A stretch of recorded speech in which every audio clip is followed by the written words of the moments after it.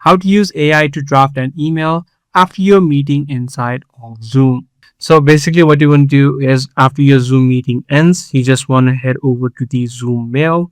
And right here, you have the option which says compose with AI companion. If your AI companion was turned on, you can just click on this option and it will automatically draft an email based on the conversation or the meeting that you have. If it does not generate the email that you want to send, you can exactly tell what kind of email that you want to draft. So in this section right here, you can add in a simple prompt and then click on the generate option on the bottom right. As soon as you do that, depending upon the meeting, it is going to generate you an email that you can easily insert and then send it directly through Zoom mail. So using this exact process, you can use AI to draft an email after your meeting inside of Zoom. I do hope this guide video was helpful to you. If it was, be sure to subscribe. That's pretty much all for today. I'm going to see you in the next video.